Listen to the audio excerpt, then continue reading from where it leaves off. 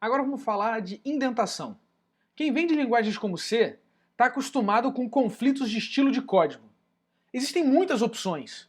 O maior problema disso é quando você pega um código que você não está acostumado com estilo, você acaba tendo que reformatar tudo.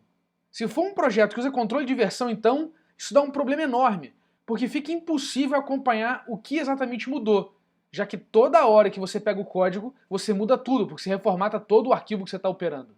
No Python, legibilidade conta, e isso tem a ver com a origem do Python, a linguagem ABC.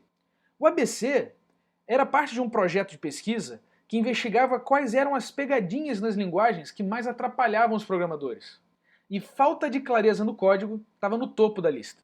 O begin e o end e as chaves são indicadores que delimitam o bloco de código, eles explicitam a relação de hierarquia entre partes do código.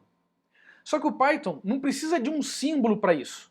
Ele usa um conceito do design muito importante que diz que espaço em branco também tem informação.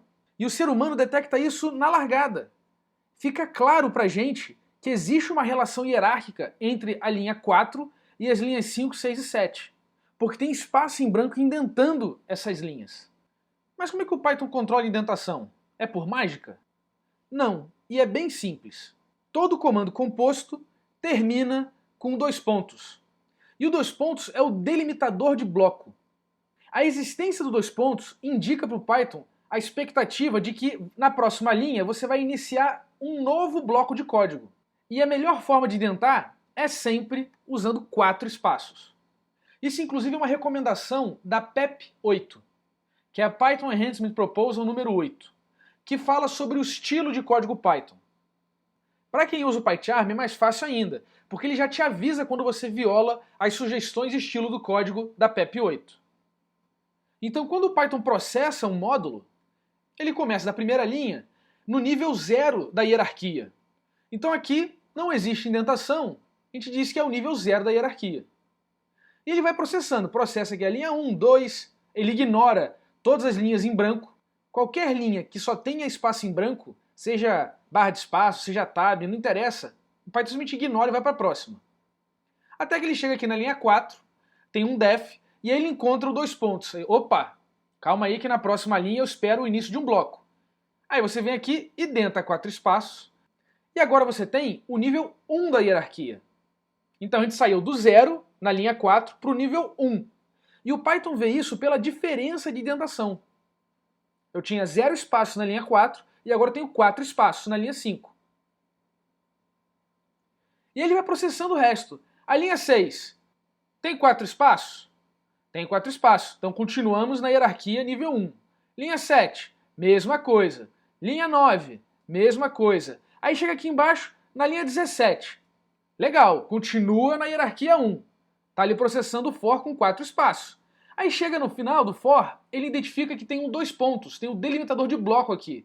O que ele espera? Que na próxima linha se inicie mais um bloco de código. E ele não diz quantas indentações você tem que usar, quantos espaços você tem que usar. Ele simplesmente espera que seja mais do que o nível hierárquico atual, que são 4 espaços. Então aqui, tanto faz eu ter 8 espaços, ou por exemplo, só 5. O importante é que esse cara vai se tornar a referência da próxima hierarquia, que passa a ser a hierarquia de nível 2. Então a gente saiu no começo da 0, foi para 1 dentro do bloco do main, e agora estamos aqui nesse for na hierarquia 2. A linha 19 precisa estar alinhada com a hierarquia 2, porque o print não é um fruto de um bloco de código. Então tem que voltar aqui e colocar desse jeito. Depois ele segue na linha 21 e ele verifica o seguinte, opa, a linha 21 não tem 5 espaços. Não está na hierarquia que eu tenho agora. Tem menos do que 5 espaços. Vamos ver que hierarquia anterior tem essa quantidade de espaços. Aí ele analisa, opa, eu estou na 2, a hierarquia 1 tem 4 espaços. Então esse print da linha 21, na verdade, pertence ao bloco do main.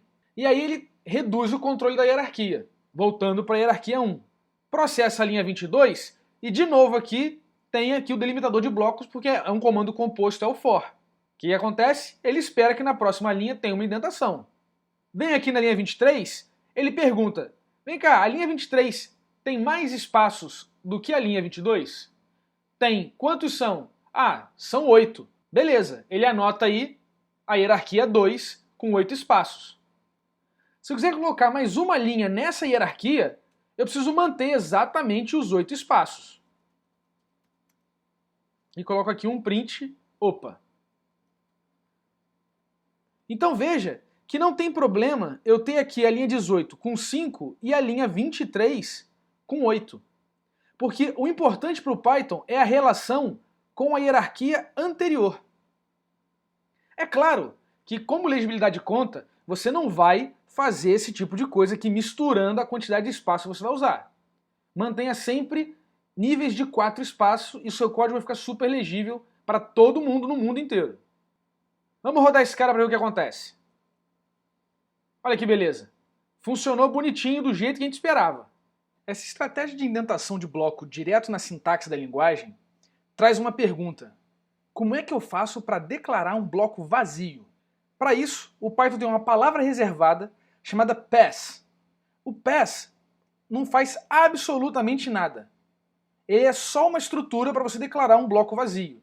E assim, dessa maneira, eu posso fazer esse for aqui, colocando o delimitador de bloco, que exige uma indentação, e aqui com pass eu respeito o parser da linguagem e crio um bloco vazio.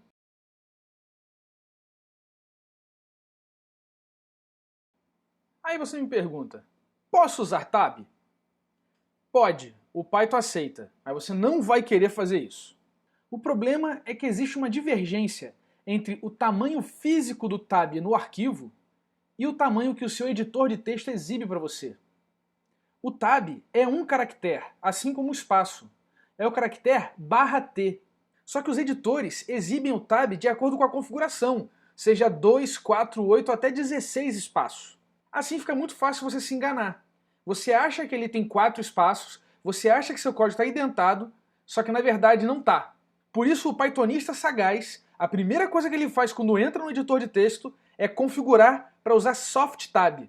Com esse comando, toda vez que você aperta a tecla tab, o editor insere 4 espaços. É exatamente o que o PyCharm faz pra gente. Eu aperto o tab uma vez e ele está colocando 4 espaços a cada vez que o tab é apertado. E quando eu dou um backspace, ele deleta 4 espaços. Assim fica fácil, eu tenho o efeito do tab, mas eu garanto que o meu código só tem espaço. Esse negócio do tab fica mais complicado quando você mistura espaço e tab. Olha só o que acontece. Vou ligar aqui o modo de tab.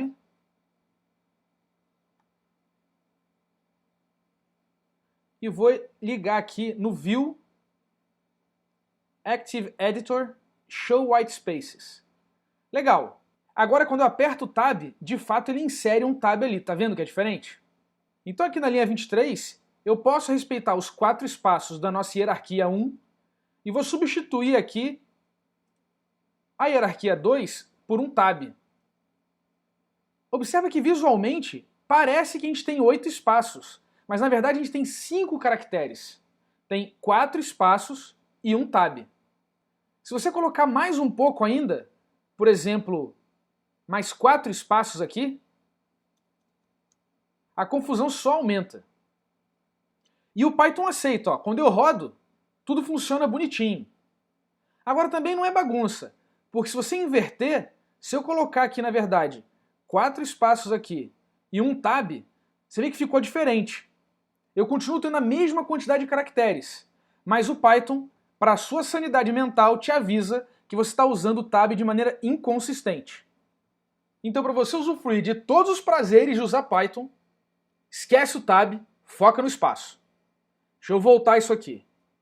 Maravilha, só rodar de novo, tudo com espaço, bonitinho. Então você vê que mudança de indentação acontece sempre quando você tem uma nova hierarquia no código, um novo bloco de código. Só que não é só isso que o Python suporta.